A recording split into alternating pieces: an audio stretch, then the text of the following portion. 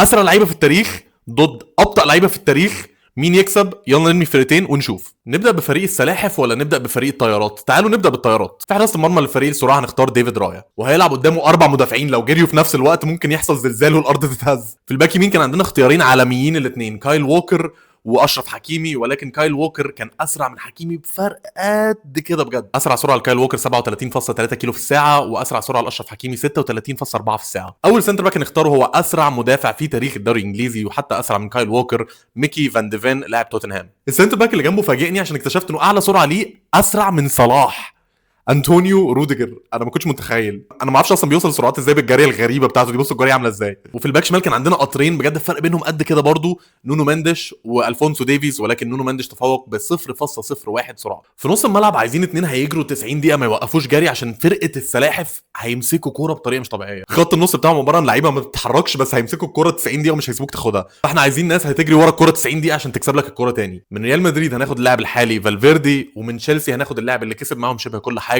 راميريز. في مركز الكام هناخد لاعب صاحب الكره الذهبيه سنه 2007، وكل الناس اللي اتفرجوا عليه في السنه دي عارفين البرايم بتاعه كان حاجه ما بتتوقفش، ريكاردو كاكا. راس الحربه اكيد انتوا عارفين احنا هنختار مين، هناخد الجنرال كيليان امبابي، تاني اسرع لاعب في الفرقه دي. وعلى الجناح شمال هناخد اسرع لاعب في التشكيله كلها، اللاعب اللي جري 39.2 كيلو في الساعه، تييري اونري. انا عايزكم تتفرجوا على الفيديو وهو بيجري 39 كيلو في الساعه، تحسوا ان الفيديو متسرع ماشي سرعه دبل. واخر لاعب معانا في الجناح اليمين فاجئني بصراحه، عشان انا طبعا عارف ان هو سريع وعارف ان هو طياره وكل حاجه، بس انا تخيلت انه صلاح كان هيكون اسرع منه.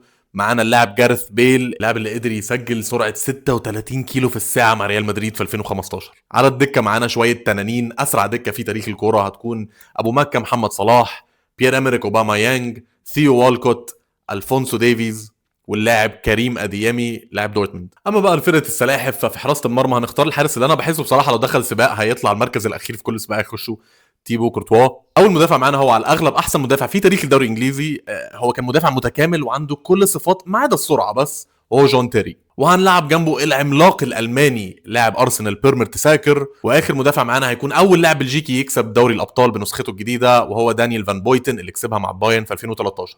هلعبهم 5 لاعبين في نص الملعب عشان هم بجد املهم الوحيد ان هم يستحوذوا على الكوره 90 دقيقه ويفضلوا ماسكين الكوره وما يدوش اي فرصه للفرقه الثانيه انها تلعب على مرتدات ولا على اي هجمات سريعه. اول لاعب ارتكاز عندك هو احسن لاعب للدور ده في الدنيا، سيرجيو بوسكيتس. وعلى يمينه اللاعب صاحب ادق باصات في تاريخ الكوره، توني كروس. وعلى شماله اللاعب اللي مش بس بطيء، يعني بطيء لدرجه انه الحكم كان اسرع منه في معظم الماتشات، جورجينيو. انا الفيديو بتاع جورجينيو ده بيقتلني يا جماعه، يعني لو انا لاعب كوره ولقيت الحكم بيجري اسرع مني انا خلاص هعتزل. والاثنين لعيبه الباقيين في نص الملعب اللي هيكونوا هجوميين اكتر شويه، هيكون اول لاعب فيهم اللاعب صاحب اللمسه السحريه تياجو الكانتارا، وجنبه الاسطوره الارجنتينيه اللاعب المعروف بالبطء، كان بطيء جدا ولكن كان عنده ذكاء كروي مش طبيعي، الدريبل بتاعه كان عالمي، وريني لو عرفت تاخد منه الكوره. وطبعا كان معروف بالباصات العالميه، خوان رومان ريكيلمي. يعني بجد يا جماعه ريكيلمي لو بتتفرج على الفيديو ليه ممكن تحس ان الفيديو شغال سلو موشن، ولكن هي دي سرعته بجد. وقدامهم انت عايز اتنين رصاص حربه يخلصوا كوره على طول، عشان انت مش هيجي لك فرص كتيره، مش هيجي لك هجمات كتيره، فانت عايز اتنين سفاحين قتله قدام المرمى اول ما تجيلهم فرصه يخطفوها. اول لاعب فيهم الاسطوره السويديه الاسد، اللاعب اللي ممكن يجيب لك جول من اي حته في الملعب، زلاتان ابراهيموفيتش. وجنبه الراس الحربه الاسطوره الهولنديه، ما كانش سريع قوي بس هو بجد كل اللي محتاجها ثانيه، هو لو هرب منك في اي هجمه ثانيه اعتبر الكره في الشبكه عندك، رود فان نيستلروي. الدكه دي طبعا عكس الدكه الثانيه ما فيهاش غير سلاحف. عندك توماس مولر، اللاعب اللي عمره ما كان محتاج السرعه عشان تمركزه دايما 10 على 10، دايما واقف في المكان الصح مهما حصل. عندك راسات حربه الدوري الانجليزي اوليفيه جيرود وتادي شيرينغهام، عندك اللاعب لوكا توني، وعندك اخر لاعب في نص الملعب نيمانيا ماتيتش. وطبعا عملنا سيميوليشن عشان نشوف انهي فرقه تكسب، والنتيجه طلعت 4-1 لفريق السرعه. ويا جماعه عايز اقول لكم ان انا بجد عملت مثلا 8 سيميوليشنز بحاول الاقي واحد فريق السلاحف يكسب، ولكن هم بجد كل ماتش 4-0 يا 4-1 يا 3-0 يا 3-1.